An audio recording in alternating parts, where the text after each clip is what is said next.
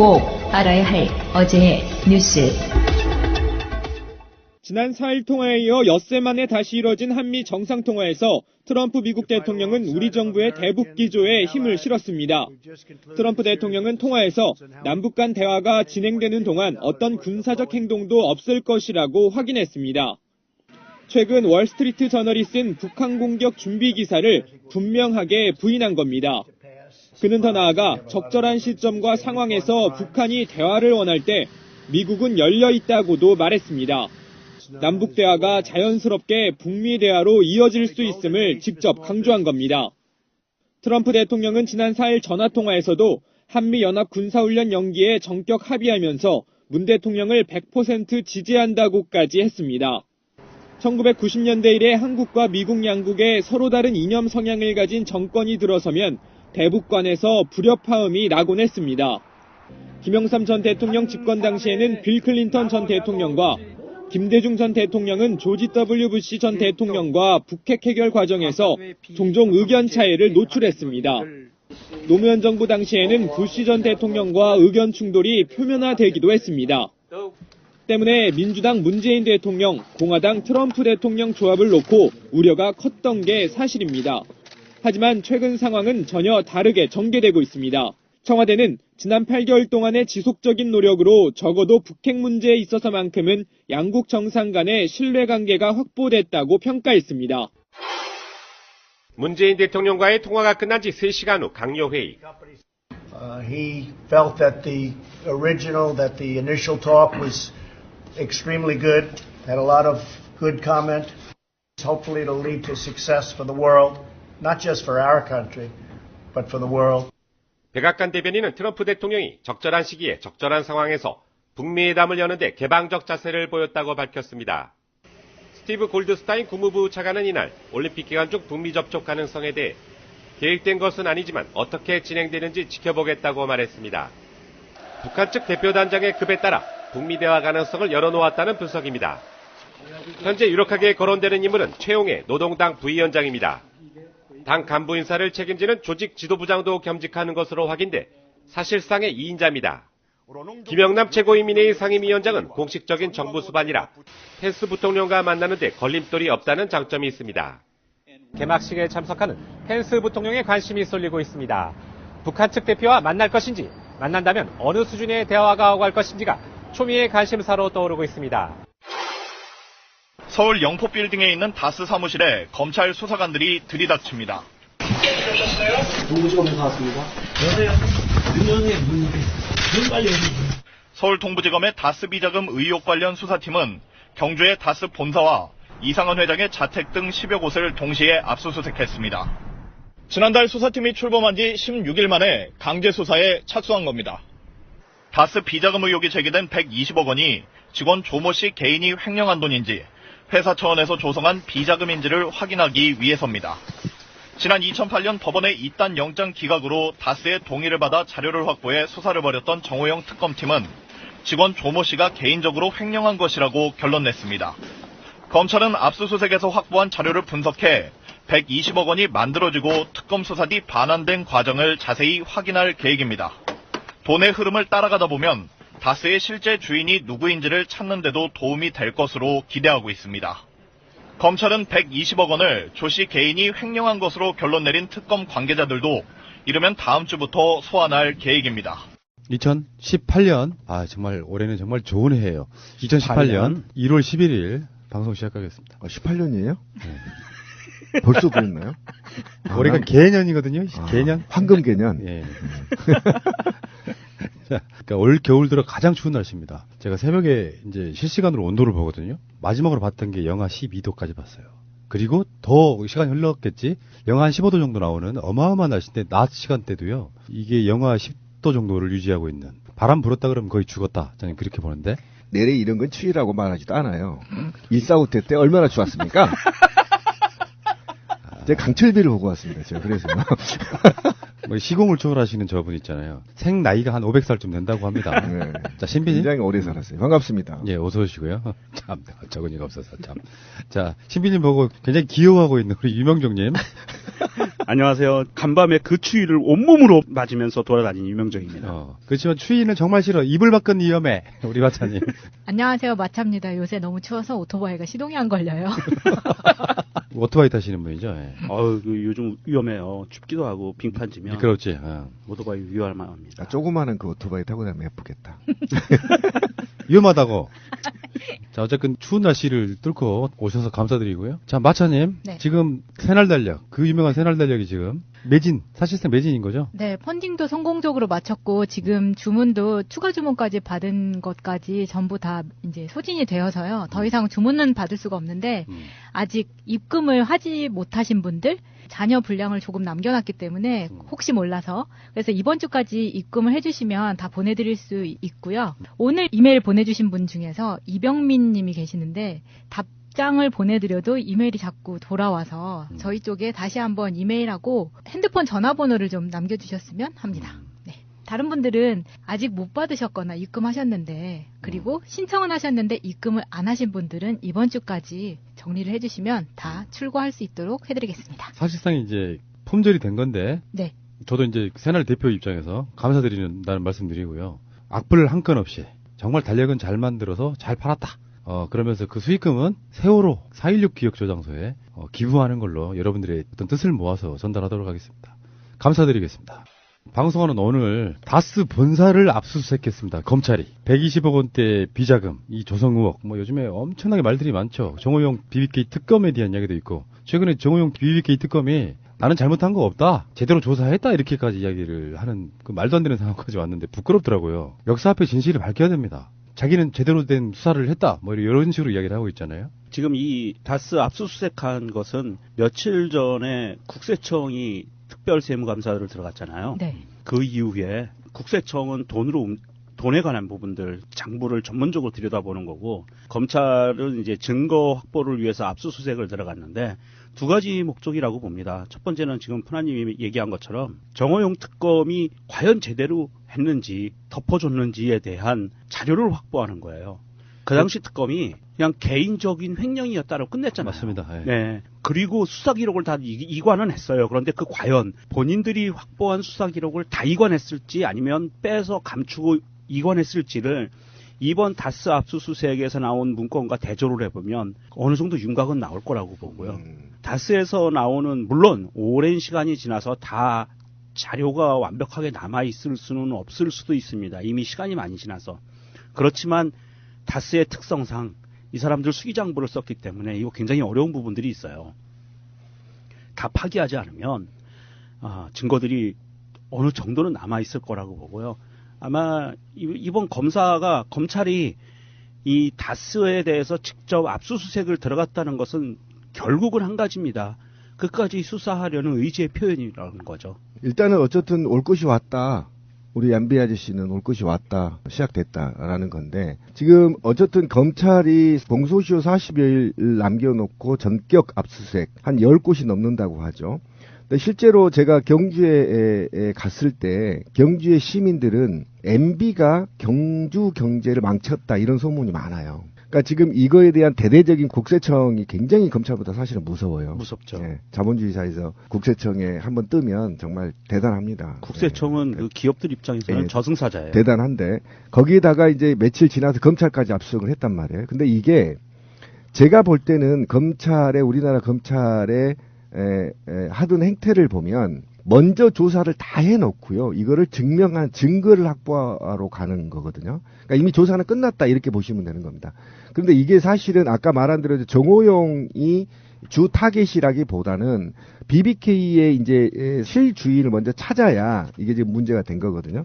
그래서 전반적인 측면에서 봤을 때 검찰이 굉장히 다급한 사항이에요. 사실은 지금 40일밖에 안 남았기 때문에. 그래서 어쨌든 기소라도 해야 될 거 아닙니까? 그런데 기소장도 지금 못 만든 입장에서 이게 전반적으로 했다라는 이유는 일단 다스 주인을 검찰이 이미 찾았다. 그동안에 온 국민이 다스 주인이 누군지는 알았지만 검찰이 이제야 다스 주인이 누구라는 걸 알았고 그 다스 주인이 누구라는 것을 증명하기 위해서 압수수색에 들어갔고 세무서가 들어갔다. 그리고 이제 회의 공조처지까지 요구를 한 거 보니까 감을 잡았다 검찰이 이제 10년 만에. 그래서 저는 박수 한번 쳐주고 싶어. 안 치고 싶어요.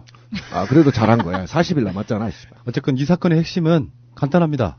주가 조작과 횡령이에요. 바로 그거죠. 자기 돈이 아닌 돈을 우리 소위 삥땅 쳐서 자기 계좌로 집어넣고 그거라고 보시면 돼요. 그렇죠. 그러니까 이런 사건에 있어서 잘 생각해 보면은 만약에 이명박이라는 대상을 지우고 신비, 뭐 유명종, 마차 또는 뭐 이쪽에 있는 정치인분들, 기업하는 정치인분들 이렇게 묶어서 한 120억 정도 횡령하고 또 뭐 주가 조작하고 요거였다고 하면 더군다나 하나 더 있죠. 청와대나 외교부 등을 이용해서 돈을 찾아가는 것 같은 여러 가지 과정들을 보면은 그 죄는 뭐 지금 120억 횡령에 비하면 아무것도 아닌데 120억 횡령했다고 생각하면 이명박은 앞으로 예정되어 있는 그 앞길에 있어서 구속을 향해 가고 있다고 보시면 되겠어요. 그렇죠. 그러니까 우리가 이제 너무나 과거에 빨리 잃어버린단 말이에요. 그럼 10년 전으로 돌아가 보자고요. 이게 대선 때 불거졌단 말이에요. 그죠? 첫 번째가 가장 큰 문제가 뭐냐면 대선 때 이게 불거졌고 이게 다스 BBK 주가 조작이 밝혀졌더라면 최소한 MB는 대선은 물론이고 즉시 구속돼서 10년 이상은 살아야 됩니다. 주가 조작 굉장히 중범죄거든요. 그러니까 그거를 일단 제일 먼저 그 선거 기간에 낙곰수나 정봉주 의원이 당시 의원이 주장했던 의혹들을 감싸기 위해서 온갖 국정원과 선거 캠프와 언론을 장악한 상태에서 이것을 허위로 몰았고 그리고 이거 김경준과 에리카 김의 기획 입국서를 퍼뜨려서 오히려 당시 민주당을 코너에 몰아버리는 사건이었단 말이에요. 이 사건부터 시작해 보면 그 다음에 그 사건을 당시에 조사했던 정호영 특검의 부실 수사 의혹이 이제 아까 명종 씨가 얘기한 그 부분이라 이것도 이제 그것만 바라볼 것이 아니라 그러면 정호영 특검에 누구한테 압력을 받아서 조작과 그 정호영 특검이 어디까지 자료를 조작하고 은폐하고 숨겼느냐 이것도 굉장히 큰 사건이라고 말씀하시고 동의하고요. 그다음에 비비콰에 관련해서 아까 권 PD가 얘기한 대로 외무부와 예무부와 그다음에 청와대가 직접 개입해서 이 돈을 자금을 횡령했단 말이죠. 이것도 어느 선까지 개입이 돼 있는지 문제가 굉장히 크고요. 그다음에 아까 제가 말했던 당시에 선거 캠프의 새누리당 의원들이 실세들이 개입된 정황이 드러나고 있죠. 이상은 당시 굉장히 실세였죠. 이상은 중심으로 한 이 사건을 덮기 위해서 어떻게 국회에서 방어박을 쳤는지도 전 굉장히 중요하고요. 그 다음에 더 들어가 보면 편법 증여 여부와 관련 증여세 탈루 혐의. 그러니까 이 부분은 여러 가지가 있는데 예를 들면 이상은한테 바지 사장을 앉혀놨을 때 그때 바지 사장에서 넘어갔을 때 편법 증여. 이 부분이 또 이제 걸려 있단 말이에요. 그 다음에 현대자동차가 다스의 일을 몰아준 거에 관련은 또 특혜 범죄가 있단 말이에요. 그리고 이 특혜와 관련해서 미국 현지 법인에서 몰아준 500여억 원하고 그 가운데 120억 원이 이제 다스로 넘어갔다는 거 아닙니까? 그러면 이제 페이퍼 컴퍼니로 이 돈을 넘기는 데 있어서 페이퍼 컴퍼니가 한 여러 개가 있었거든요. 예를 들면 현대자동차에 납품하고 있는 다스 노스 아메리카나 그다음에 다스 존슨 컨트롤스 이 부분에 대해서 자금이 넘어가는 것 부분에도 지금 조사가 미국에 지금 수사 의뢰를 했다는 거 아닙니까? 그 부분도 굉장히 지금 큽니다. 왜 그러냐면 이 돈이 흐름이 조세 해피처로 갔기 때문이에요. 그리고 이 조세 해피처로 가서 유령회사 페이퍼 컴퍼니를 만들었고 페이퍼 컴퍼니를 만드는 데서 왜 만들었냐면 다스 지분을 전부 다 이시영한테 주기 위한 거잖아. 편법증여가 걸려 들어가거든요. 이게 굉장히 큰 돈입니다. 이것도 마찬가지로 중국 법인도 같은 맥락에서 보시면 되고. 그 다음에 제가 이제 가장 아까 말씀드렸지만 또렷하게 기억해요. 그때 만약에 사건이 MB 캠프에서도 이 사건이 사실로 드러나면 MB를 그대로 아웃이었습니다. 완전 대통령직을 상실한 후보직을 상실하는 상태였거든요. 그런데 온갖 기획 입국설부터 시작해서 오히려 이 죄를 다 야당에 더 씌워버렸죠. 당시 여당이었나요? 더 씌워버렸고 그리고 이것들을 정봉주를 구속시키는 데까지 명예훼손 여기까지 갔고 그 다음에 에리카 김과 김경준을 소환해서 구속시켰죠.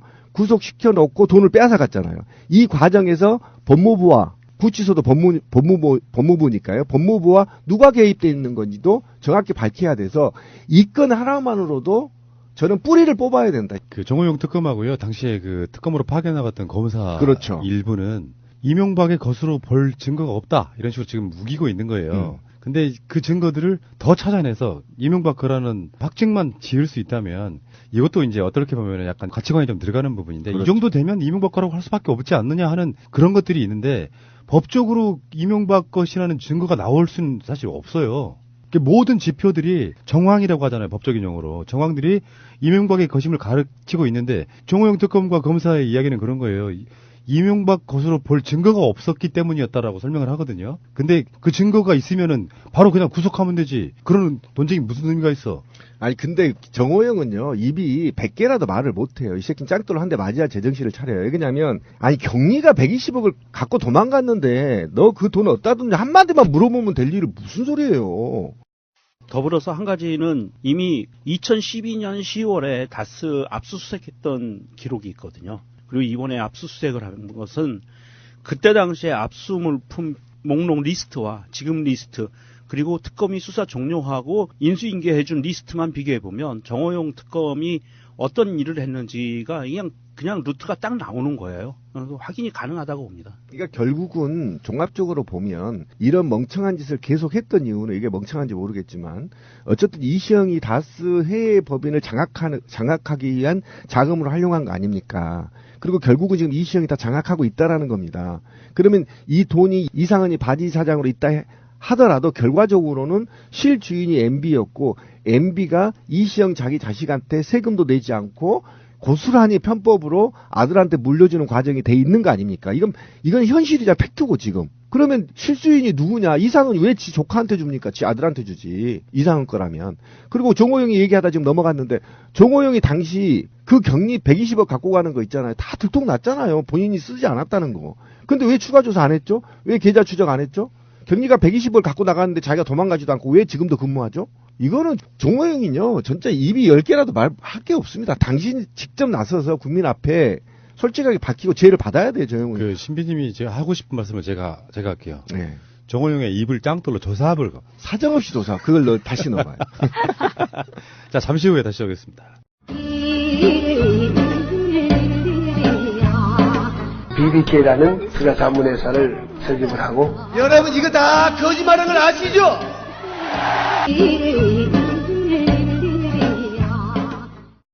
남북 고위급 회담이 9일날 있었고요. 거기서 이제 추후에 어떠한 것들을 논의할 수 있다 이런 합의 사항이 있었고요. 그래서 우리나라 국방부는 이제 군사 당국 회담이라는 걸 준비하는 데 돌입하는데 현안은 뭐냐면은 일단은 평창 올림픽 선수단이 북쪽에서 남쪽으로 넘어오는 것에 대한 통행 문제.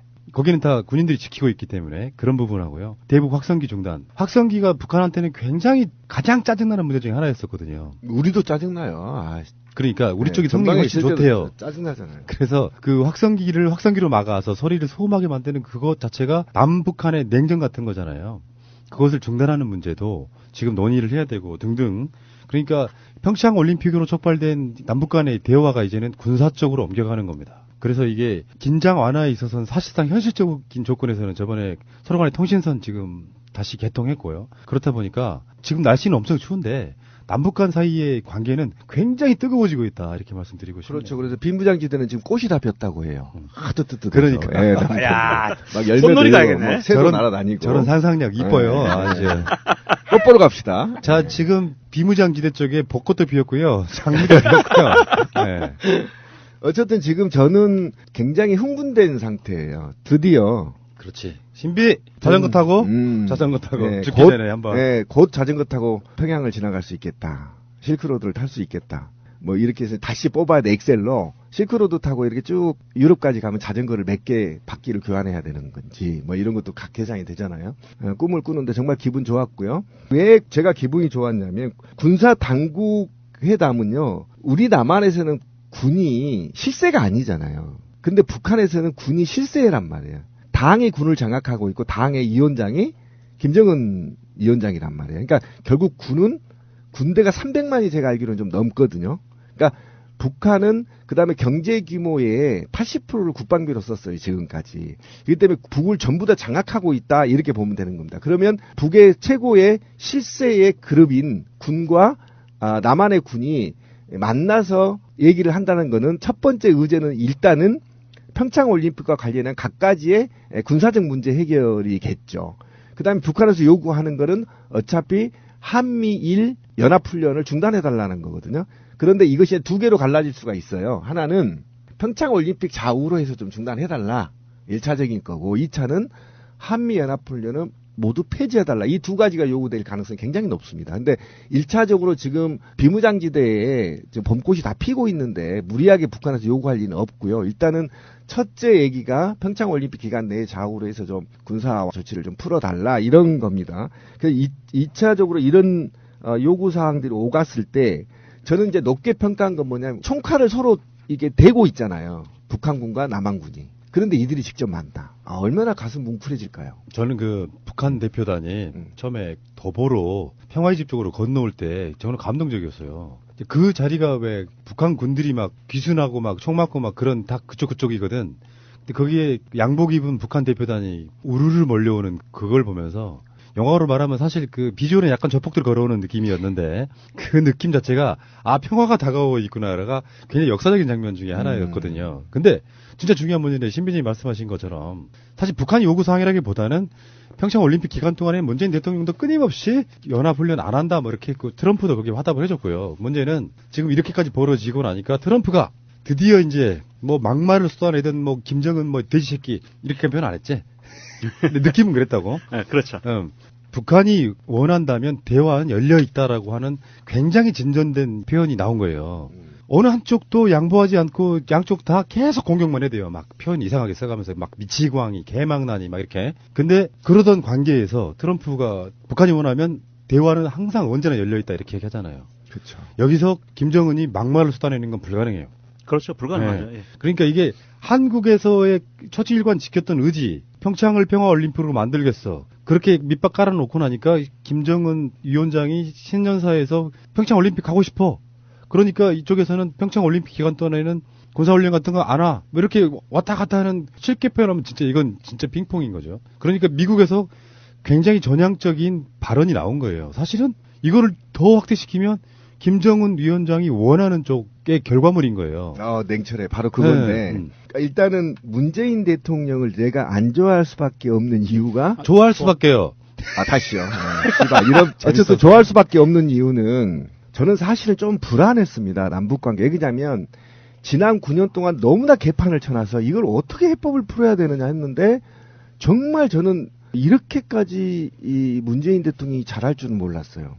그러니까 처음에 우리 방송들이 문재인 대통령이 굴욕적으로 미국 다녀왔다 이렇게 되고 중국 갔을 때도 굉장히 굴욕적이다 이런 개 같은 소리를 했는데 그 결과치가 문제 때를 완전히 빼앗아 버렸잖아요. 문재인 대통령이. 그랬잖아요. 이번에 남북 대화가 뺏어버리니까 왕따 될까봐 트럼프가 그냥 올라타버린 거예요. 말도 없이. 이 양반이 그냥 말도 없이 올라타버리는 거예요. 달리는 그 뒷좌석에서 하는 말이 뭐라고 했어요. 북한하고 남한이 대화하는 게 자기 덕이다. 자기가 막 버튼을 누르지 많이 싸고 주니까 남북한이 대화하는 거지. 이렇게 해서 올라탔단 말이에요. 그 말을 듣는 순간, 문재인 대단한 사람이다. 쭉 묵묵하게 말없이 갔잖아요. 앞을 향해, 평화를 향해. 그러니까 올라탔잖아요. 아베 새끼만 안 탔잖아요. 그렇습니다. 지금 탔는데 숟가락을 엮은 거야. 걔는 새끼 맞아. 그래서 올라탔단 말이에요. 타니까 이 한반도가 북한과 남한이 중심에 확 서버린 겁니다. 맞습니다. 중심에 선 상태에서 지금 남북 고위급 군 당국 회의를 개최했단 말이죠. 그런데 여기에서 말이에요.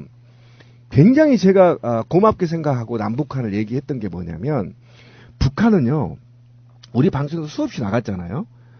한번 우리가 북한이 돼봐. 북한 주민이 돼보자고. 한번 잠깐 1분만 돼보자고. 한반도 그림을 생각해봐. 북쪽으로는 러시아가 버티고 있어. 그 다음에 중국이 버티고 있어. 남쪽으로 남한이 버티고 있어. 동쪽으로 누가 버티고 있어. 일본 놈이 버티고 있어. 서쪽으로 누가 버티고 있어. 중국 놈이 버티고 있는 거예요. 그리고 얘네들은 공조훈련 안 하잖아요. 20년을 굶어서 300명이 죽는데도 외부한테 원조 부탁 안 해서 지들이 굶어 죽고 막 하더라도 버텼어. 자주국방, 자주경제. 그죠?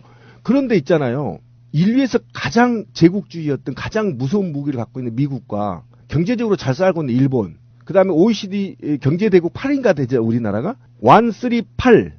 이 세 개 국가가 연합훈련을 해. 어디까지? 코미테까지, NLL까지 왔다 갔다 해버려, 막 스텔스 오고, 씨발, 막 이런 게 막, 얼마나 불안했을까요? 북한 주민들은. 또 전쟁 나나? 일단 김정은을 떠나서, 또 전쟁 나나? 이런 생각을 하겠죠. 그러니까 자기들은 계속 살아남을 방법으로, 어떻게? 핵을 만들 수밖에 없었던 겁니다. 그 핵을 만들었어. 예, 핵을 만들었어요. 그러면 핵을 만든 후에 북한이 원하는 게 뭐였죠? 평화협정이었잖아. 이거 우리 안 믿었단 말이에요. 이제 믿자는 겁니다. 그러면 북한이 이번 고위 당국자 회의 때 훈련하지 마라는 얘기는 완전한 평화협정 하자는 겁니다. 이거를 다음 회의 때 요구할 겁니다. 그러면 대한민국은 급격하게 이제는 평화 모드로 가는 거고 남북 교류 되는 거고 경제 교류 되는 겁니다. 맞죠? 이게 맞물려 가면서 내가 와 문재인 대통령 정말 대단한 사람입니다. 무서운 사람입니다. 국가와 민족과 평화를 위해서 묵묵히 한 걸음 한 걸음 걸어가는 것이 이제는 존경을 넘어 두렵다. 정말 잘하고 있다. 그 트럼프가 말하고 있는 것들 결국에는 역사는 순리대로 가는 거예요. 잠깐 멈춰가기도 하고 뒤돌아가기도 하고 그런데 순리대로 가는 건데 그 순리를 믿는 사람만이 할 수 있는 외교술이라고 봐요. 맞아요. 정말. 그래서 트럼프도 확답을 일단 해줬고요. 남북 대화 동안에는 어떤 군사행동도 없을 것. 그러니까 이 대화가 평창만 관련한 대화가 아니잖아 지금. 남북 대화가 계속 진행되고 있으면 그렇죠. 군사행동 없을 것인데 아까 신비님 말씀이 정답이에요. 뭐냐면은 제가 군대에 있을 때 일정 기간 동안 정보병을 좀 했어요. 그때가 벌써 지금 몇 년 전이에요. 그때도 우리나라와 북한의 군사력 차이가 어마어마했어요. 그렇죠. 더군다나 미국이 지금 하고 있고 우리나라 국방비 예산이 북한의 전체 1년 GDP랑 맞먹을 정도예요. 아까 말한 300만이라 그랬잖아요. 실질적인 북한의 군사력이. 근데 그거는 그냥 구형 화기로 무장한 더군다나 예비군까지 거의 포함된 숫자일 거예요, 그게. 그러니까 그렇게만 비교를 해왔어, 지금 우리나라 수구 세력들이. 우리나라 군인들이 60만인데 북한은 300만이 넘어. 그러니까 우리는 전쟁 나면 죽는다 이렇게 이야기를 해왔는데 북한은 돈으로 장비를 현대화 시킬 수가 없어요. 그러니까 한 방에 자기들의 지킬 무기를 딱 하나 가진 게 바로 핵입니다. 그 첨단 무기들 이런 게 와가지고 그 근방에서 조금만 왔다 갔다 해도 불안하죠. 그 부분을 지금 트럼프가 한마디로 말해서 헛기침 한 번 한 거거든요. 그렇죠. 그것만으로도 한반도가 이렇게 평화의 기운이 깃드는 걸 보면 그런 면에서 약소국. 그리고 저는 이렇게 봐요. 이게 좀 더 나아가서 북한과의 관계가 좋아지고 북미 간 평화협정이 맺어지게 되면 주한미군도 철수를 해야겠죠. 아, 당연히 해야죠. 그래서 우리나라가 한반도에 있어서의 군사행동에 모든 결정을 할 수 있게끔 만들어줘야 되는 그런 부분까지 간다고 보는 건데 어쨌건 이 회담을요, 남북회담을 EU는 환영을 어마어마하게 했는데 심지어 한글로도 성명을 발표했어요. 오, 이례적이죠. 네. 대단합니다. 저 이거 보면서 나 EU에서 이런 일을 잘할 수 있는데라는 생각을 했네요. 그 모든 걸 직장으로 연결시키는 거죠. 관계자 누가 듣고 계시면 데려가십시오. 네. 네.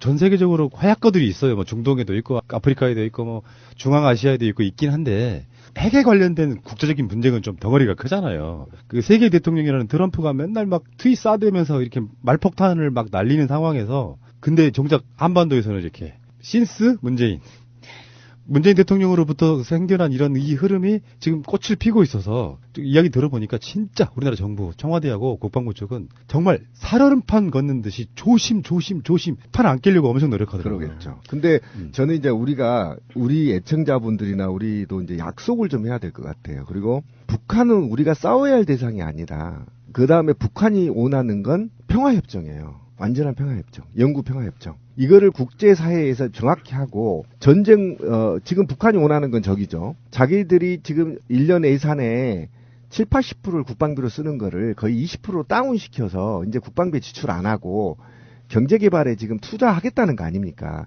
거기에 대해서 평화협정이 큰 모멘텀이 된다는 거 아닙니까? 남북한이. 그럼 여기 몰아줘야 되는데 세계는 지금 우리가 바라는 게 뭐냐면 지금 자유한국당을 중심으로 그다음에 일본 아베, 제가 오랜만에 이 말 할게 절대 삭제하지 마세요. 똥꼬를 빨고 있는 국내의 친일 아베족들, 이놈들과 미국의 국방 마피아들과 함께 연동해서 종북을 장사해서 먹고 사는 세력. 이 소수의 세력들이 언론을 장악하고 정치를 장악해서 이 모처럼 만에 찾아오는 이 평화 무드를 파괴하려는 세력들을 우리가 찾아내서 집중적으로 공격하고 더 나아가 저는 이 대기업들이 정신 차려야 된다. 지금 우리 실업률이 9.9%까지 올라가고 있는 거죠. 이거를 해결할 수 있는 방법은 북한을 우리가 개발권을 받아서 남한의 대기업들이 또는 중소기업들이 북한에 올라가서 북한을 발전시키는 데 있어서 그에 소요되는 이익 부분으로 충분하게 우리가 잘 살 수 있는데 실업률도 해소할 수 있는데 그거를 정확히 명심해서 자본가들도 대기업들도 절대 저런 나쁜 패륜 세력들과 부안해동 하지 말고 국민들이 요구하는 대로 평화에 기여할 수 있도록 대기업들도 성명을 발표해라. 거기에 우리가 반드시 같이 행동을 해야 되고, 그리고 이 평화 무드를 깨려고 하는 한국 당내의 불순 세력들을 우리가 집중적으로 관리하고 그러지 말라고 문자 쏘고 해야 되는 시기가 행동으로 나서야 할 시기다. 네, 굉장히 중요한 시기다. 자, 희망이 보입니다. 마음은 코앞에 거의 다 갔고 지금 한 발짝 디딘 거거든요. 오늘 나간 방송에는 그런 이야기 했잖아요. 2021년 정도면 북한의 핵도 어떻게 보면 해결될 수 있다. 실제로 북한도 자기네 나라에 침략할 게 아니면 남한과도 교류하고 사실은 지금 군사 분계선을 없애야 돼요. 왕래만 왔다 갔다 하게 해주면 그럼요. 국경선 형식적으로 만들어 놓고. 그리고 이제 핵 얘기 잠깐 나왔는데 저는 핵도 있잖아요. 만약에 화해 모드가 되면 남북한이 공동 관리해도 된다 저는 그렇게 봐요. 예. 자, 혹시 여러분들 이분 아세요? 안배진삼. 네? 안배진삼이라고. 그게 뭐예요? 부모 양성 쓰는 사람은 아니고 아베의 한자를 그대로 읽으면 안배진삼이에요. 시진핑은 어떻게 쓰죠? 아시잖아요. 습근평. 이 보도 아베가 평창올림픽에 지금 위안부 합의에 관련한 우리나라의 조치 때문에 안 와라고 보도한 신문이 박근혜의 7시간을 보도했던 산케이라서 저는 다 믿지는 않습니다만 일정 정도 그런 흐름이 있다는 것 같고 어쩌면 이런 게 있어요. 극우나 이런 어떤 의도를 갖고 있는 보도 매체들은 먼저 오보를 일부러 내요. 그래서 감정이 막 북받치게 만든다거나 자기들의 클릭수를 유도한다거나 그런 짓거리들을 하는 거거든요. 그런 면에서 봤을 때 아베 신조가 우리나라의 평창올림픽 때 안 온다고 하는 것은 일종의 한번 흘려보는 꼼수가 아닌가 싶은 생각이 좀 들어요. 사실 그 일본 정부의 공식적인 반응은 안 간다가 아니고 가는 것을 보류한다였어요. 공식적인 반응은 보류였고요. 이게 지금 일본에 있는 안 씨가 이거 안철수 안 씨하고 똑같네요. 안배진삼 씨가 아니야. 그러니까 아버지가 안 씨고 어머니가 배 씨였는 그런가? 거예요. 안배진삼 씨가. 그럼 안진삼 씨네. 진삼 씨가 사실 이 일본 정부에서 공식적으로 나온 입장이 보류라는 것은 누가 나 좀 데려가줘예요. 그렇죠. 나 못 가라고 못 박는 순간 전 세계에서 왕따가 되는 거고요.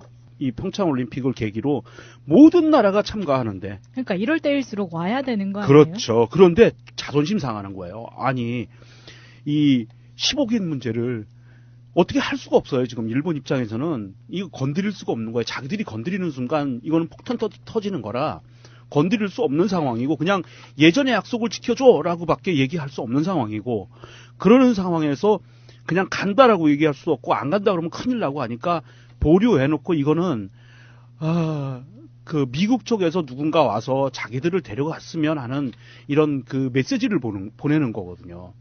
사실 뭐 뒤에서 계속 나올 이야기지만 펜스 부통령이 오기로 했고 이방카가 못 오기로 안 오는 걸로 됐잖아요.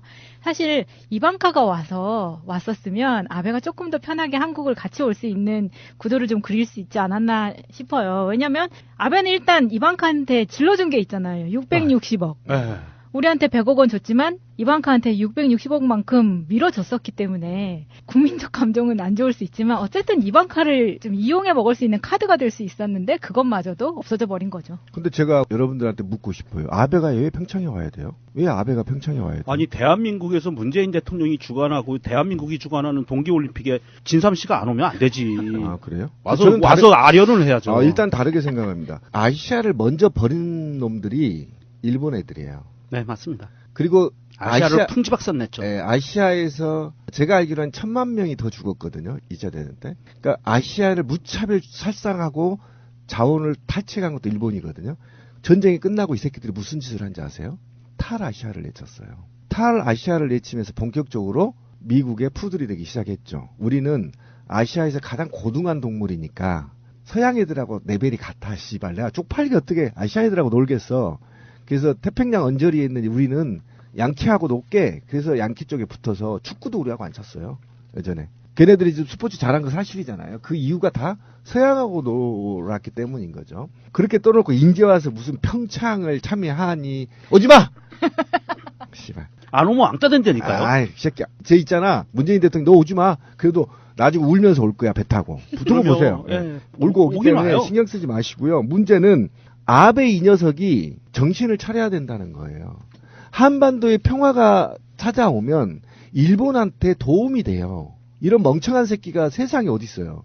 통일이 되면 아무래도 통일이 되면 일본과 한국의 수중도로도 놓을 것이고 그러면 물류도 다 육로로 통해서 갈 것이고 얼마나 좋아요. 그리고 자기들이 대륙으로 진출할 수 있는 교두부를 확보한단 말이에요.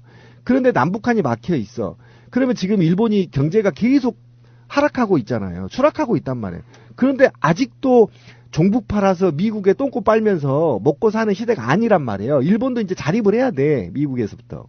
자기들이 어떻게든 아시아에서 신뢰를 얻고 그동안에 자기들이 잘못 저지른 범죄에 대해서 반성하고 이제 그럼으로써 아시아의 구성으로 되돌아와서 이제 아시아의 평화와 경제를 발전하는 데 있어서 지대한 역할을 해야 할 일본이 또 의무가 있어요.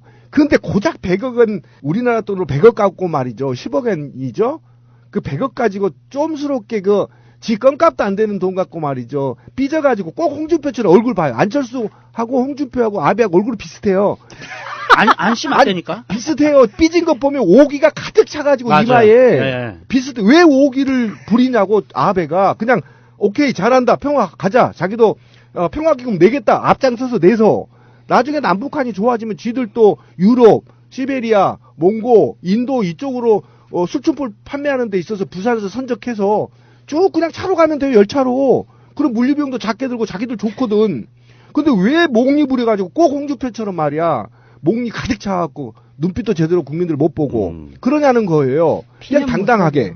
그러니까, 피해의식에 젖어가지고. 그러니까 그 부분은 이렇게도 봐요. 그러니까 미국과의 관계에서 일본은 중국과의 극하게 대립하는 부분에 그 미국의 대리자로서의 어떤 역할이었잖아요. 그렇죠. 중국에서는 받아들일 수 없는 위안부 합의를 한국과 이끌어내면 국내 정치용으로도 굉장히 자기들끼리는 이득을 좀 보는 측면인데 그 시민님 늘 말씀하시는 것처럼 박근혜가 어떤 약점을 잡혔는지 말도 안 되는 합의를 해준 게 사실인 거고 아베가 이런 식으로 이제 뭐 온다 안 온다는 확정된 보도라고 좀 보기는 어렵고요. 약간 이간질 좀 불을 질러주는 어떤 언론의 농간 같고 어쨌건 아베는 안 오게 되면 아까 말씀하신 것처럼 국제적으로 사실 더 망신거리가 될 가능성이 높아요. 네, 촌스럽죠. 미국은 지금 펜스 부통령이 대표단을 이끌고 참석한다고 그러고요. 그러니까 실제로 올 수 있으면 정상들이 와서 축하해주고 그러는 건 나쁠 것이 아니죠. 근데 신비님 말씀처럼 아베 안 와도 우리한테는 생책이 나는 건 없어요. 맞습니다. 그리고 우리가 반대쪽으로 생각해보면 아베가 문재인 정부가 촛불혁명 정부로 탄생했기 때문에 거기에 대한 애우를 해야 돼요. 그래서 과거의 페룬 정부와 관련해서 졸속적으로 저희가 했지만 한국 국민한테 미안하다. 충분하게 사과하고 앞으로 한일 관계가 이웃처럼 잘 지내자. 이 한마디만 하면 돼요. 그 한마디를 왜 못하냐고 아베가. 그러면 한국인들도요. 일본에 대한 우호적 시각이 있기 때문에 일본과 금방 또 다시 풀린단 말이에요.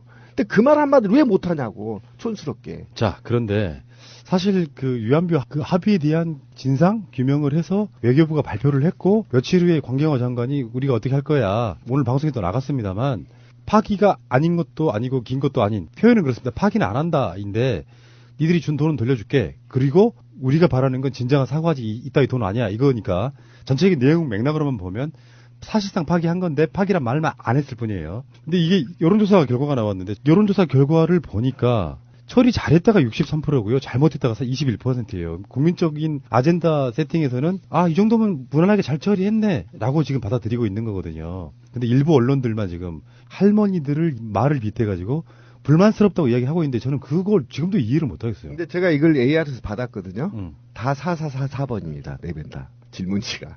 매우 잘못했다. 그 다음에 이렇게 묻더라고요. 먼저 물어요 이게. 1번이 매우 잘못했다. 잘했다로 해야 되는 거 아니야?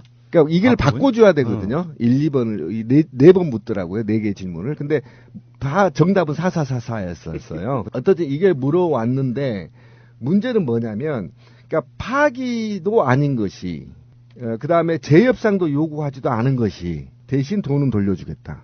그러면 이게 거리에 있는 일반적인 시민들은 씨발 파기하지. 이렇게 얘기를 하고 있지만 실제로 내용이 일본의 아베도 위신을 좀 세워주고 그리고 적당하게 돈은 돌려줄 테이니 너가 한번 사과해라는 메시지가 있어요.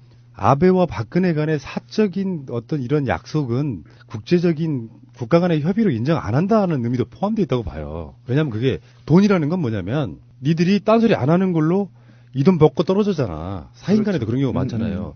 그 돈 안 받겠다고 하는 건 니들 간에 한 약속도 아니었는데 맞습니다. 굳이 이거를 파기라는 절차를 거칠 필요가 없다고 난 느끼는 그리고 거예요. 재협상을 요구할 필요도 없는 거죠. 돈을 줘버리면. 한 적이 없는데 뭐. 국가 간에 한 적이 없는데 두 사람 사인 간에 한 건데 위치가 수상과 대통령일 뿐이라는 거죠. 제 느낌이 그렇고요. 이런 상황들 위안부 합의에 대해서 약간 조마조마했거든요. 신빈이 말씀이 맞아요. 정답이에요. 파기하지. 왜 파기를 안 하고? 그것과는 다른 문제. 그러니까 중점적으로 계속 이야기하고자 했던 거는 진정 어린 사과를 원한다가 마지막 남는 메시지거든요. 맞아요. 그겁니다. 파기할 가치가 없다고 난 느낀다. 그리고 저는 그 의도를 어디에서 느꼈냐면 재협상을 요구하지 않는다. 예, 여기에 이제 마지막 활용정점을 찍은 거죠. 굉장히 중요한 네, 부분이에요. 중요한 부분. 재협상을 요구하지 않는다는 것은 무슨 말이냐면 우리가 아쉽지 않으니까 니들이 재협상을 요구해라는 메시지예요. 그렇죠. 또 그런 메시지도 우리는 있고. 이거 하거나 말거나 상관없어. 단 우리는 인정 안 해. 이걸로 끝나는 거고. 니들한테는 좋을 게 없어. 예. 필요하면 니들이 재협상 요구해. 아까 권 PD가 얘기한 대로 사실은 과거 사인이 얘기한 거에 대해서는 국가 간의 공식적인 협의를 안 봐버릴 수도 있어요. 그렇게 해석이 가능해요. 아, 그리고 국제 법상으로도 무효예요. 무효이기 이거는. 때문에. 무효란 말이 더 정확하겠다. 그렇죠. 오히려 이거를 파기해버리면 인정해버리는 꼴이기 때문에 이게 굉장히 어려운 단어들을 선택해서 신중하게 했다는 데 대해서 굉장히 높이 보고 있는 겁니다. 국민들은. 이건 정말 어떤 분인지 모르겠지만 국민적으로도 지금 무난하게 받아들이는 것 같고 60%가 넘으니까요. 반대가 20%밖에 안 되면 이건 논란의 의미는 사실 없는 것 같고요. 그런데 위안부 합의를 이렇게 처리하는 부분 처음에는 저도 언론들이 발표하기 전에 어떤 식으로 처리할 것인지 경우의 수를 써놨어요. 하나는 위안부 합의에 대해서 전면 파기를 선언한다. 첫 번째. 두 번째는 100억 원을 돌려준다. 뭐 여러 가지 경우의 수가 있더라고요. 이 수가 나올 줄을 몰랐네. 이건 굉장히 잘한 거라고 보고요. 이거는 아베가 지금 뭐 산케이 신문에 약간 찌라시 같은 느낌의 보도에 의해서 오네 안 오네 하지만 이게 문제가 불거질수록 일본은 계속 불리해집니다. 저는 예, 맞습니다. 동의하고요. 그러고도 이제 가장 큰 문제가 뭐냐면 저는 일본 민중들한테 좀 얘기를 하고 싶어요. 이제 더 이상 아베가 일본을 이끌어가서는 일본은 침몰한다. 그러니까 일본도 좀 민중들이 일어나서 아베 같은 패륜적인 인물들이 있잖아요. 좀 솎아내고 새로운 지도자들을 좀 양성을 해야지. 일본 보세요. 그 안철수나 홍준표처럼 오기만 부리는 정치를 국제사회에서 해서 결국은 어떻게 됐나요? 중국한테도 미움 당하고 한국한테도 미움 당하고 다 당하고 오로지 미국한테만 빨아다니는데 미국이 그렇게 인정합니까? 안 하잖아요.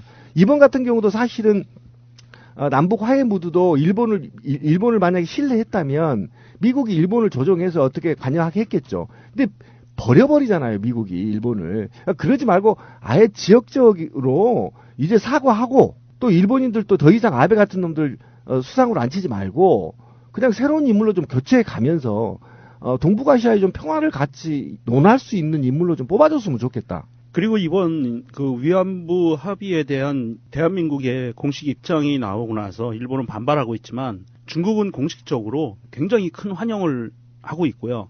일본이 위안부 합의 수정 불가라고 하는 입장에 대해서 중국은 이렇게 얘기했습니다. 일본은 책임감을 가져라 라고 얘기했고요. 위안부 피해 문제 해결에 적극적으로 나서야 된다. 예. 이렇게 반응이 나오고 있습니다.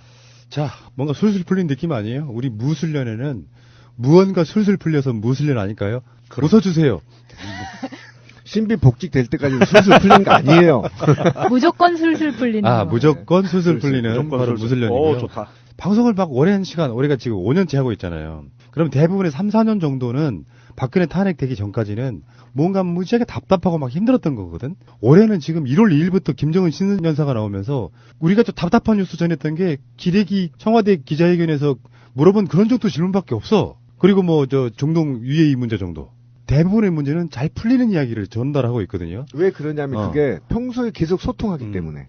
그래서 마음속으로 뭔가 올해는 정말 잘 되려니 하는 그런 느낌이 들어요. 무엇이든지 풀리는, 무엇이든지 술술 풀리는 바로 무술년이 되겠습니다.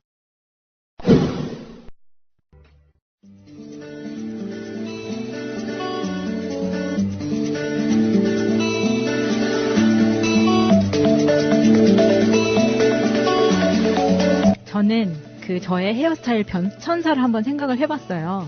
이게 어렸을 때 부모님에게 강요된 헤어스타일이 아동에 미치는 영향. 논문 준비하셨어요? 박사 논문? 부담스러워요, 좀. 이게 제가 엄마가 아빠 회사에 같이 나갔었기 때문에 제가 이제 어렸을 때 할머니랑 이렇게 자랐는데 제가 할머니 개빵을 너무 쫓아다니니까 엄마가 안 되겠다 해서 저를 5살 때부터 유치원을 보낸 거예요. 개빵이 뭐예요? 할머니 개하러 갔는데 제가 따라다니고 할머니들 모임하는데 많이 따라다니니까. 근데 그런데 따라다니면 애들이 또 할머니가 쓰는 말을 쓰게 되거든요. 그러니까 엄마가 그게 너무 싫었던 거야. 맞아요, 그렇죠. 5살에 유치원을 다니기 시작하면서 유치원을 3년을 다니고 이제 초등학교를 들어간데 그때 이제 한 6살쯤 돼서 새로운 유치원을 들어갈 때 엄마가 이제 저를 파마를 시키기 시작한 거예요. 그 옛날에? 네. 근데 파마를? 요즘은 엄마들이 파마약이 독해서 안 좋다고 애들한테 그렇게 어린 나이에 파마 시키지 않는다고 하는데 그때는 이제 우리 엄마는 그냥 머리 맨날 아침마다 빗기기 어렵고 막 하니까 그냥 저랑 제 남동생이랑 둘 다 파마 해가지고 미용실 딱 데리고 와서 둘이 이렇게 딱 앉혀놓고 똑같이 파마를 시키는 거예요. 그래서 제가 초등학교 그 6년 더하기 유치원 3년 내내 양배추라는 별명이 이제 저의 삶의 전반을 차지하게 됩니다. 양배추 인형. 학교마다 몇 명씩 있었던 것 같아요. 양배추 별명이 몇 명 있었어요. 맞아. 그래서 빠마레가 됐구나. 맞아요. 그래서 제가 어렸을 때 사진을 보면 다 똑같은 거예요. 아, 그래서 그 소화제로 카베진을 그렇게 주구장창 먹는 거예요? 정말 그 양배추라는 게 너무 싫은 거예요, 이제. 근데 그게 이제 양배추 자체가 좀 잎사귀가 뽀글뽀글 하기도 하고, 그때 양배추 인형이라는 게 있었잖아요. 옛날에 보면은 이렇게 딱 머리 이렇게 두 갈래로 이렇게 갖고 막 따주고 있잖아요. 뭐 이런 건 없었어요? 저 그런 거 한 번도 안 해봤어요. 엄마가 이렇게 막 머리 이렇게 막 세 우리 누나들은 내가 직접 따주고 막 그랬는데. 아, 진짜요? 네. 머리 따본 적은 없는 것 같아. 그런데 제가 태어났을 때 그런 얘기는 들었어요. 머리숱이 너무 적어서. 얇다고요? 네, 그래서. 모발이? 네, 이제 어렸을 때 애기들 한 번씩 머리를 밀어준다 그러잖아요. 예. 그러면은 머리 많이 난다고. 근데 외할머니가 아니다, 얘네 밀면 안 되겠다 해서 안 밀었다는 거예요. 엄마가 밀려고 하는데. 땜통이 엄청 큰 게 있었던 거 아니에요? 야, 밀면 안 되겠다, 야. 왜 안 되겠다. 깜짝 놀랐네. 근데 지금 와서 보니까 제가 정말 머리숱이 정말 많아요. 그래서 나중에 고등학교 때 막 머리를 이렇게 길어가지고 머리를 묶고 있잖아요. 그럼 어디선가 모르는 편두통이 생기는 거예요. 근데 알고 보니까 그게 머리숱이 많은데 오래 묶고 있으면 이 머리가 아픈 거예요. 그런데 그거를 얘기를 하면 요새는 탈모가 많으니까 제가 이런 이야기를 하면 사람들이 되게 싫어하죠. 대부분 이런 느낌. 전 뭐 다리가 길어서 고민이에요. 막 이런 거랑 비슷하게 듣는 거죠. 그러니까 제 사촌 동생도 목이 아프대요. 그러니까 이렇게 숱이 너무 많아가지고 그 한쪽으로 머리를 이쁘게 한다고 이렇게 머리를 묶고 있으면 한 오후쯤 되면은 목이 아파가지고 풀어가지고 반대쪽으로 묶고 막 그러고. 나는 여자분들이 좀 가슴이 크신 분들이 막 허리가 아프다고 막 이런 것도 이해가 되는. 머리카락이 굵어가지고 이렇게 머리가 아프다. 머리 숱이 너무 많아서. 처음 듣네. 진짜. 그 허리 아프다는 거는 제가 또 알아요. 알아요? 왜냐면 근데. 나도 골반이 안 좋잖아요. 골반이. 너무 커가지고 골반이 안 좋아. 골반이 안 좋아요. 많이 틀어졌어 골반이. 근데. 자학 개그를 그렇게 왜 자학입니까? 골반 안 주는데 자랑 개그지. 이건 자랑 개그지. 팩트 개그. 자랑 개그예요. 이거는 자학이 아닙니다. 근데 그거는 사이즈가 변할 수도 있나요? 남자들은? 아니 그래도 기본 크기라는 게 있으니까 기본. 평상시 변신 전 크기가 있기 때문에 괜찮아요. 기본 빵. 아니 제가 대학교 초년생 때쯤에는 뭐 이런 말 해도 되나? 막 D컵 막 이래서 그게 이제 유전인 거예요. 그러면 되게 힘들어요. 허리 아프고 막 그런다고 그랬어요. 맞아요. 제 친구 중에도 고생하는 애들이 있었어요. 고생을 하게 돼요. 근데 저처럼 이제 키가 작은데 뭐 이렇게 되면 되게 힘든데 나중에 살이 한번 쫙 빠지면서 다 없어져 버렸어. 다이어트 하면서 좀 아쉽지 않으셨어요? 사라진 가슴을 찾습니다. 사라졌는데 그때는 그게 지방이 많이 껴 있었다는 얘기인데 안 좋은 거라는 걸 몰랐어요. 나 좀 옷 좀 가볍게 입고 싶다라는 생각이 더 많이 했었지. 나중에 이렇게 후회하게 될 줄은 몰랐지. 아무튼 그러니까 유명한 테니스 선수가 딱 가슴 축소 수술하고서는 우승했잖아요. 맞아. 제 친구 중에도 굉장히 이게 민첩성을 떨어뜨리는 거예요. 그러니까. 근데도 확 줄이진 않더라고. 조금 줄이더라고. 가감하게 줄이진 않았어요. 나중에 어떻게 될지 모르겠어. 나중에 은퇴 후도 고려 한 거지. 은퇴 후도. 축소 수술이 확대보다 위험해요. 위험하죠. 조금 줄여가지고 했는데도 우승했어요 바로. 지방흡입 수술 같이 그렇게 인식을 해야 되는 거군요. 뭔 얘기하다. 아니, 그 머리가 무거워갖고 맞아. 좀 머리가 아팠다. 이게. 근데 학교에서 보면은 그렇게 머리숱이 많은 애들이 있어요. 그래서 여기 머리가 엄마가 제가 기억하기에도 머리가 이렇게 길어서 머리 항상 따고 다니는 여자가 있었는데 걔는 항상 이렇게 고개를 되는구나. 아우 도도해. 쟤는 항상 도도해. 우리가 무거워가지고 이렇게 턱을 이렇게.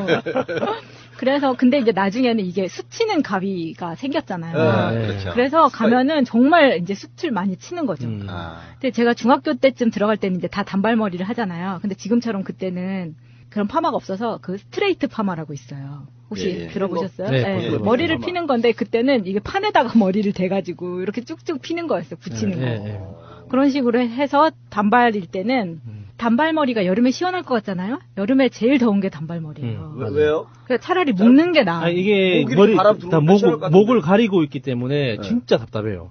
차라리 묶는 게 훨씬 나아. 그래서 여름에는 단발을 치는 게 아니에요. 그런데 이제 중고등학생 때는 어쩔 수 없으니까 그렇게 다녔는데 나중에 대학교 들어오면서 이제 광주에 가면은 그 도청 옆에 예술미용실이라고 머리를 아주 예술로 잘라주는 데가 있어요. 예술미용실. 그래서 제가 처음이자 마지막으로 엄마가 이제 데리고 가서 그때 딱 학교 들어가기 입학식 직전에 거기서 머리를 잘랐는데 근데 되게 막 너무 특이하게 하고 싶은 거예요. 그래서 앞에서 보면 단발인데 뒤에서 보면은 머리 긴 거 있잖아요. 그렇게 이중으로 제가 머리를 자르고 오렌지색으로 염색을 한 거예요. 뭐야. 까져가지고. 아니, 약간 그 다방 하시는 분들이 많이 하는 헤어스타일 아니에요? 그래서 이제 그렇게 하고 학교를 좀 다녔는데 나중에는 그때 사진이 지금처럼 이 모바일이 없으니까 그때 사진이 저한테 하나도 없는 게 너무 아쉽더라고요. 근데 제가 나중에 커져 보니까 제 머리가 반곱슬인 거예요. 그래서 반곱슬이면 여자애들이 뭐를 제일 하고 싶어 하냐면 매직 파마를 제일 하고 싶어 하거든요. 매직으로 머리를 쭉쭉 피는 거예요. 긴 생머리 하는 거. 찰랑찰랑한 거. 네. 그래서 그게 나왔을 때 정말 획기적인 파마 기술이라고 생각을 했었던 거죠. 저는 그 머리 한참 길렀을 때 매니큐어를 꼭 한번 해보고 싶어가지고 한번 해봤었어요. 남자분이 매니큐어를 머리 매니큐어. 머리 매니큐어. 그러니까 매직 파마 하고 그 영양품 중에 하나로 그 코팅을 하는. 맞아, 코팅하는 거. 그걸 매니큐어라고 하잖아요. 근데 그거 하고 나서 그게 벗겨지면 더 지저분해진다고 그러던데? 예, 할 때는 굉장히 이뻐요. 하고 난 직후에는. 저도 그만큼 기르고 다닌 적이 있었는데, 이제 오토바이 헬멧 쓰면 머리가 딱 나오잖아요. 일부러 그렇게 하고 다녔었죠. 까진 느낌 하고 나 까진 느낌 하고 나. 아니, 까진 건 아니고, 집사람 태우고 다녔는데. 안전을 위해서 머리 잡으라고. 맞네요. 맞아. 안전벨트 식으로 머리 잡고 타라고, 이렇게. 근데 나중에 학교 다니면서는 염색을 꽤 많이 했는데 그때 왜 제가 작년에 6개월 계속 긁은 다음부터는 염색약이 정말 무서워서 못 하겠는 거예요. 그래서 그 이후로 지금 제가 염색을 안 하고 있는 거거든요. 근데 지금 와서 제일 힘든 거는 뭐냐면 왜 남자들은 귀 파주는 방 있잖아요. 지금도 있는지 모르겠는데 있긴 있죠. 귀를 파준다고 하잖아요. 귀만 파주는지는 모르겠는데 근데 왜 흰머리 뽑아주는 방은 없냐는 거예요. 나는 그 서바이템인데 흰머리 뽑아주는 거. 네. 근데 왜냐면 머리 쪽에서만 뽑아야 돼. 다른 쪽에서도 뽑을 수가 있기 때문에 다른 털에서도 고를 수가 있어요. 다른 말 많으니까 이게 머리를 한쪽만 짚고 하게 되면 모르겠는데 많아요. 은근히 좀 흰털이 많이 난단 말이에요. 아니 근데 은근히 이렇게 보면은 이렇게 막 넘겨보면은 흰머리가 나는데 전 지금까지는 다 뽑았거든요 제가. 근데 그 얘기하시다. 어머니도 이제 뽑아줄 때 시원하다는 거. 검정 머리 뽑을 때 안 그러는데 흰머리는 뽑으면 시원하대요. 제 집사람도 맨날 시원하다고 아들한테 뽑아달라 그래요. 뽑으면 시원하다고. 신기하다. 다른 거랑 느낌이 다른가 봐요. 그게 흰머리는. 저는 이제 너무 많아서 뽑을 상태가 넘어갔고요. 굉장히 자연스러워서 안 하시는 게 더 나은 것 같은데. 저는 또 머리도 곱슬이에요 원래. 그럼 염색하세요? 아니요. 지금 안 하세요? 근데 흰머리가 하나도 없잖아요. 많아요. 밖에서 봐서 모르는 거야? 어때요? 그러니까 만약에 흰머리, 그러니까 약촌인 같은 경우는 흰머리 뽑아주는 방 가서 만약에 하잖아요. 그러면 여자분 팔 빠져요. 팔 빠져. 그러면서 다시 공부해야겠다 이거 내가 힘들어서 못 해먹겠다면서 다시 돌아갈 것 같아. 다른 길로. 저는 그게 그렇게 되게 궁금하더라고요. 난 흰머리 뽑아준 게 옛날에는 부모님들이 100원씩 줄게 해가지고 시켰었잖아요. 근데 그런 거 말고 진짜 비즈니스 아이템으로 좀 하면 안 되나? 왜냐면 염색하기 싫은 사람도 있잖아. 맞아요. 어느 정도 뽑을 머리 염색할 때 그 머리 염색약을 머리에 바르면 그 염색약이 두피에 닿잖아요. 맞아. 그러면 그게 이제 그 염색약이 두피에서 이게 약간 두피를 녹이는 느낌이 나잖아요. 되게 열이 싹 나면서. 그래요? 한 번도 안 해봤어요. 유형관대 다니시는 거 아니에요? 염색가 공장에서 하시는 거 아니에요? 염색을 진짜. 근데 나는 원단 공장에서 하시는 거 아니에요? 그 느낌이 좋았거든요. 뭔가 이제 이렇게 머리가 머리 손상시킨다는 느낌이라고 해야 되나? 이렇게 뭔가 약간 열이 싹 나면서 이렇게 막 그런 느낌이 좋아가지고 항상 이렇게 뿌리 염색을 옛날부터 했었어요. 근데 그 뿌리 염색할 때도 두피에 닿지 않게 하라 그러잖아요. 그래요? 조심해서 해야 되는 건데. 내가 한 데는 다 싼마이였나봐요. 구로공단에서 염색하시는 거 아니에요? 거기서 진짜 막 염색약에다가 머리 감겨주고 막 이런 데서 하는 거 아니에요? 그게 몸으로 다 흡수된다고. 내가 너무 저렴한 데서 했나 보다. 모기가 민감하단 말이에요, 머리가. 그래서 그 염색약 좀 안 좋은 거 쓰고 그러시면은 머리가 띵하다고 그러고 우리 어머니 같은 경우 골 아프다고 그래요. 골 아프다고. 그러니까 다니던 데서 안 가고 딴 데 가서 하고 오시는 어느 날 머리가 너무 아프다는 거예요. 막 이유를 찾아보니까 그거였어요. 그러니까 염색약, 미용실 바꾼 거야 어머니가 빠마할 때. 그 정도로 민감하시더라고요. 그렇군요. 그래서 이제 그 미용실 하니까 제가 갔던 특이한 미용실 몇 개를 생각을 해봤었는데 하나는 왜 예전에 낙곰수에서 그 탁현민 씨가 낙곰수 멤버들이랑 같이 파리에 간 적이 있어요. 기억나시는지 모르겠는데 그 파리에서 막 재밌었던 이야기 그 탁현민 씨 아니었나? 아무튼 그 파리에서 이야기 중에 뭐가 있었냐면 자기가 옷을 고르러 이제 쇼핑을 막 이렇게 돌아다녔는데 어디에 문이 열려 있어서 거기에 들어가서 옷을 이렇게 코트가 걸려 있길래 막 구경을 했더니 사람들이 막 소리를 지르면서 약간 뭐라고 알아들을지는 못했는데 막 뭐라고 하면서 내보내더라는 거예요. 그런 얘기를 한 적이 있었어요. 기억이 안 나세요? 낙곰새에 있었어요 그 에피소드가요? 네.